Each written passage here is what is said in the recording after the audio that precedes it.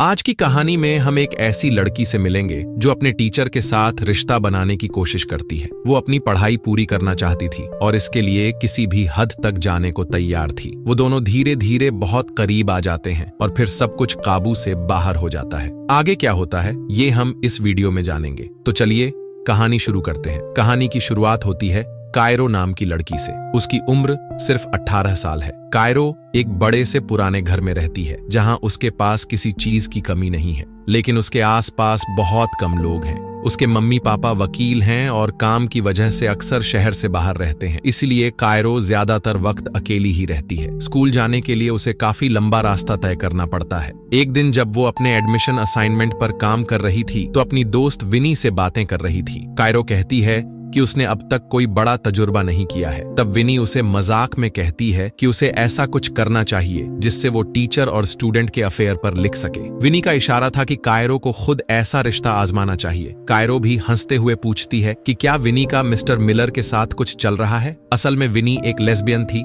और mister Miller उसका अच्छा दोस्त था। मिस्टर मिलर स्कूल में स्पोर्ट्स कोच भी थे। अगले दिन कायरो अपने स्कूल पहुंचती है। वो क्रिएटिव राइटिंग क्लास ज्वाइन करती है जहां उसकी मुलाकात पहली बार मिस्टर मिलर से होती है। मिस्टर मिलर एक सादे और शरीफ इंसान थे। कायरो ने ये क्लास सिर्फ इसलिए ज्वाइन की थी क्योंकि मिस्टर मिलर एक पब्लिश्ड राइटर थे और कायरो भी एक अच्छी राइटर बनना चाहती थी। क्लास में कायरो बताती है कि उसने बहुत सी किताबें पढ़ी हैं। मिस्टर मिलर उसकी बातें सुनकर काफी प्रभावित होते हैं। बातों बातों में उन्हें पता चलता है कि कायरो एक ऐसे बड़े हवेली में रहती है जो जंगल के बीचों बीच है। मिलर मजाक में कहते हैं कि वो सोचते थे उस घर में भूत रहते होंगे। इसी दौरान विनी वहां आ जाती है और कायरो को ब्रेकफास्ट के लिए बुलाती है। जब कायरो और विनी ब्रेकफास्ट के लिए चली जाती है तो मिस्टर मिलर उसकी किताबें देखता है। उन किताबों में से एक किताब खुद मिस्टर मिलर की भी होती है जो उन्होंने अपने करियर के शुरू में लिखी थी। यह देखकर मिस्टर मिलर का दिल खुशी से भर जाता है। फिर हम मिलर को उनके घर पर देखते हैं जहां वो अपनी पत्नी के साथ हैं। उनकी पत्नी शराब की लत में डूबी हुई थी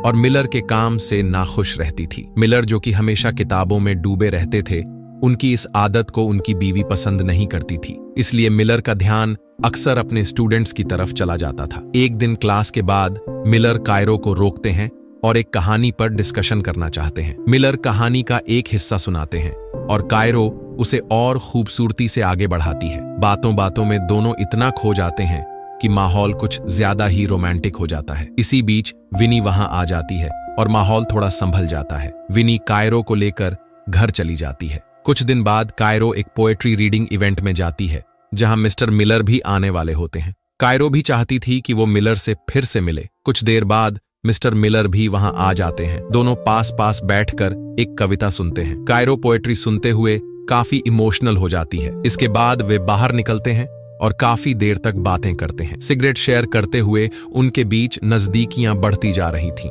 कुछ देर बाद मिलर अपने पुराने दोस्त फिल्मोर से मिलता है जो स्कूल में कोच और टीचर है। बातचीत के दौरान कायरो भी वहां आ जाती है। फिल्मोर उसके किताबों के चुनाव पर हल्का मजाक उड़ाता है। इसके बाद फिल्मोर वहां से चला जाता है और कायरो मिलर के करीब आकर बैठ जाती है। दोनों फिर से सिगरेट शेयर करते हैं। जब मिलर अपनी क्लास के लिए निकलने वाला होता है भी उसे अपनी वाइफ का मैसेज आता है कि वह कहीं बाहर जा रही है। क्लास में कायरो मिलर को अपने फेवरेट ऑथर के बारे में बताती है और कहती है कि वह उसी स्टाइल में अपनी कहानी लिखने वाली है। मिलर को जल्दी थी इसलिए वह हाँ कहकर वहां से निकल जाता है। विनी मिलर के टेबल पर चढ़कर कायरो को चिढ़ाती है।